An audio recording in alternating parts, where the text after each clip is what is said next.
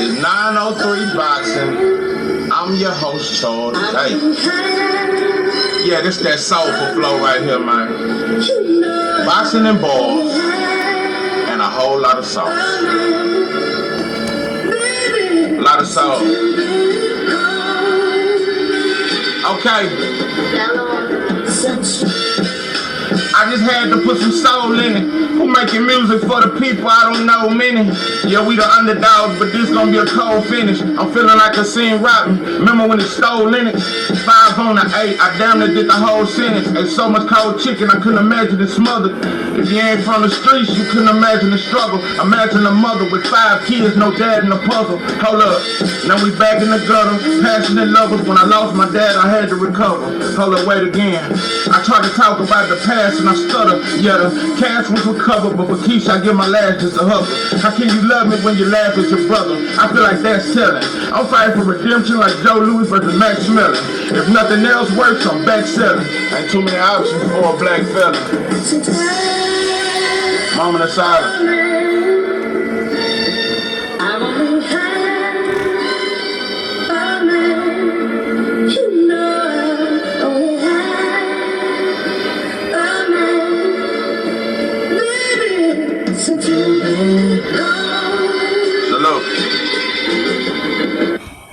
What it do, what it do. It's 903 Boxing. I'm your host, Charles J. Say, man, shout out to my audience. Shout out to those that rocking with me. Yeah, we back in the kitchen. There's a whole lot of goddamn sauce in the pot, man. Let's get to the shot. George Foreman is my hometown hero. And you know what? I've never mentioned this. But George Foreman is actually from my hometown, Marshall, Texas, on the east side of Texas. 903 is the goddamn area code. And he later on moved to Houston, and a lot of times during his fights they would say from Houston, Texas, but sometimes they would say from Marshall, Texas, George. And so and also he got a big ranch out there. You understand me? With all kind of exotic animals, all kind of different type of shit. And so I remember my pops took me out there one time to look at it. But and his kids had houses in Marshall. They all lived in the same, like they lived kind of far out in the country area, and they had this big ranch, and they had like 7 houses out there. And I remember my pop showing me his kids' house and all that there. So he is from Marshall, Texas. Yeah, that's all we got that then came out of. Yeah, that's about it. But George Foreman is definitely from Marshall, Texas. He's a hometown hero. I gotta be honest though, I'm not gonna cap. You know, growing up, maybe because I came up in an era where, you know, like we didn't really talk about that on the block. Like it ain't too many brothers I know that just proudly, hey, George Foreman, you know, that's the hero. But also, I don't remember, you know, I think, you know, George Foreman, when he moved to Houston, he kind of, you know, because I don't never remember him pulling up and just having an event. Or, you know, he definitely didn't build a boxing gym in Marshall. Listen, I'm just going to say it. Listen, dead or alive, I'm not going to lie for you. I ain't going to do like the preacher do at the funeral and say how good of a brother and this and that. George Foreman was a great fighter, but now I ain't never known him to pull up in Marshall and say, you know, give back in this. And there's a lot of athletes that do that. But that don't show up in their hometown and this and that. But I remember George Foreman saying it while he was commentating the fight, and he got to bringing up Marshall, Texas, and he from there and all that there. Yeah, but nah, I ain't never seen him pull up. I ain't never seen an event. Marshall is a very I mean, you know, no matter how small the town is, it's dope everywhere, and it's some projects everywhere. No matter how small it's not just in the city. A lot of these towns are very dangerous, and Marshall was once a white friendly town. it was once a white boy town, and it kind of still is, but it's very thuggish. It's a thuggish, ruggish ball. It's a thuggish, ruggish ball. It's a thuggish, ruggish ball. I mean, you wouldn't think, bro. Man, Marsha's very dangerous. It's been a lot of killings down there. We started calling it Mo Murder. That was in my gang banging gangster days. I'm from Mo Murder. Yeah, we straight murdering out here. It's actually sad. We supposed to be some farmers. We supposed to have a ranch and some shit. We supposed to. We sold all the family members' land and shit, and our grandmama and them land, and that's what we do. And we moved to the projects. So, like I say, Marshall, Texas was once a country boy, a white boy's dream town, a bunch of rich white folks.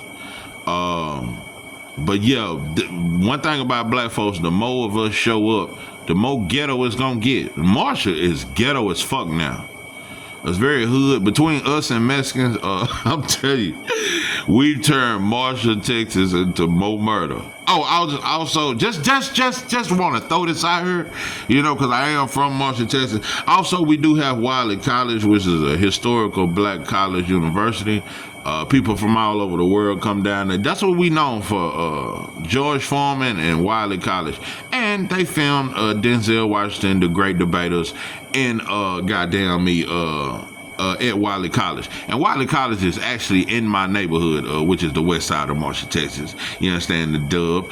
And yeah, it's right in the hood. So, and I actually remember when they filmed that movie. It was back in 05, 06.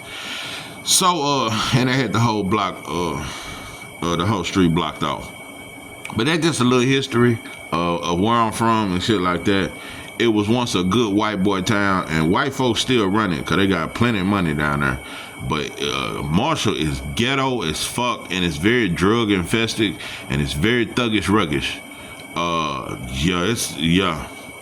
Marshall, I'm telling you, all these towns, bro, in East Texas, Marshall, Longview, Tyler, Kilgore, all that shit is like a mini Dallas. We act just like them motherfuckers. So we used to be country boys. I'm telling you, we used to be some good boys down here. I'm telling you, white folks had us in check, but we bucking like a motherfucker, and we catching 99 years. So anyway, that's just a little history. Everything thugged out. It ain't just the city, bro. But George, one of my favorite fighters, one of my favorite heavyweights. I would have to put George Foreman top 5 heavyweight. Joe Louis, Ali, Jack Johnson, Holyfield, Foreman. Jack Johnson, Joe Louis, Ali, Holyfield, George Foreman. Yeah. You got to put George Foreman top 5.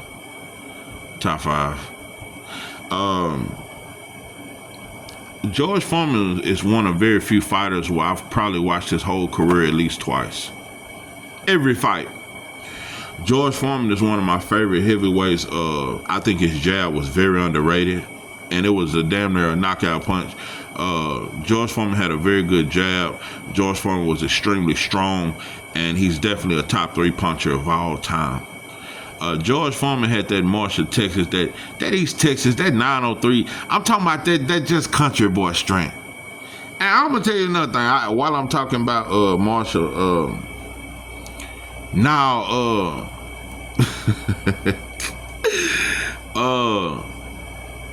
like I used to always make it my business to try to prove to them, the city boys out in Houston, especially in the penitentiary. I used to try to prove, for one, that we can fight. For two, that we just as gangsters as you might. We is not country boys. I didn't grow up milking no cows. I didn't grow up fucking with no chickens or none of that there. That's the life I wish we had done some shit like that. It would have been way more productive. But no, we grew up just like they do in Dallas and all them other places. And I used to always try to make it my business. Man, we ain't no country boys, man. We thugged out. Man, we blood. I used to always try to make it my business to do that shit, but now that was just in my ignorantness. You know, you want to prove that your hood, you know, your hood ain't no harder than mine. But anyway, I was a very big fan of George Foreman.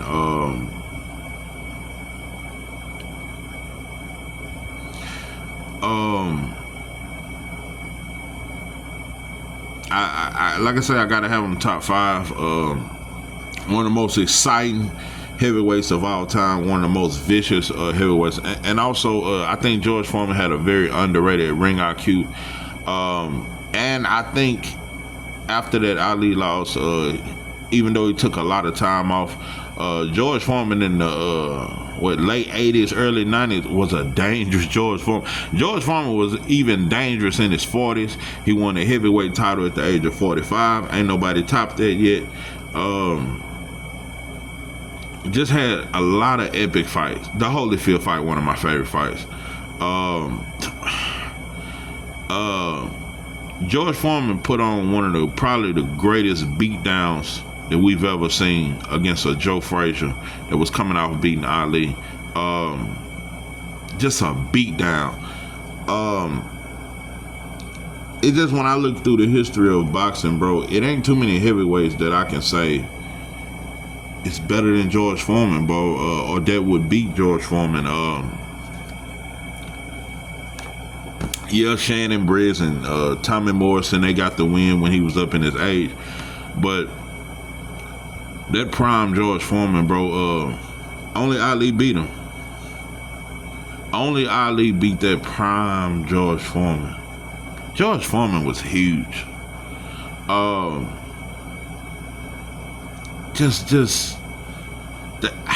That's the fight to me that made Ali the greatest. I mean, to beat George Foreman, bro, that shit was like David versus Goliath or some shit. Cause at that time, bro, I really feel this way. Nobody could beat George Foreman at that time in his career, bro. He was going on a tear, especially coming off knocking out Joe Frazier. Man, the way he handled Joe Frazier, and like that was a fight where Ali almost looked unreal. Because you gotta understand, Ali damn near couldn't take the left hook of Joe Frazier, and that left hook was vicious. So when you look at, and George Foreman punched harder, you would think there's no way Ali can last 6 rounds with this dude. So I think it ain't no think. That's the only fighter that was able to beat George Foreman in his prime. The man was just different. Like I said, I don't know what happened after that loss. I think he went through some mental things. Then he started preaching. But he came back and had a great career also. But a little side note, I want to give a shout out to Tierra Brown for your win. Shout out to you.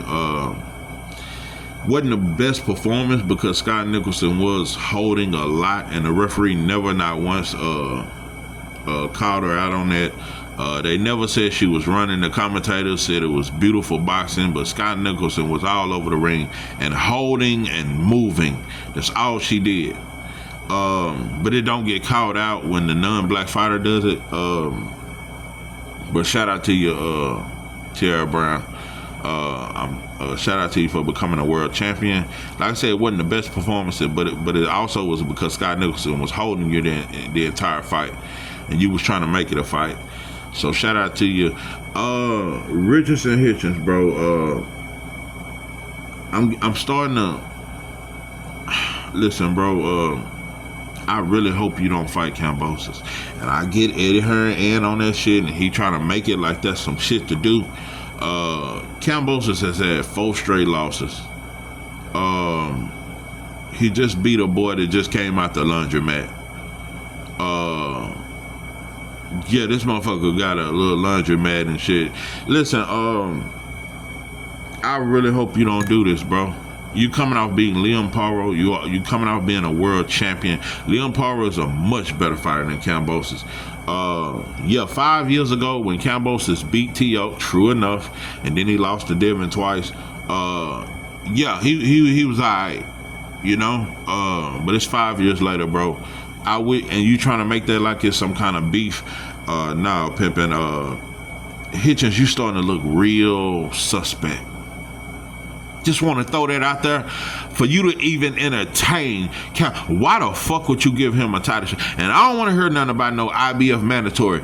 You need to be on some unification type shit, and your ass need to get to 147 pretty goddamn soon. I think you need to unify and go on take your ass up to the 47 and get some of that boot smoke, get some of that Brian Norman smoke. Cause now, bro, you can definitely make 147. You need 2 more fights at 140. Try to unify and bring your ass up to 147. But I'm telling you, you motherfuckers get belts and y'all get bougie. I'd rather you fight Matias than a goddamn Kambosos.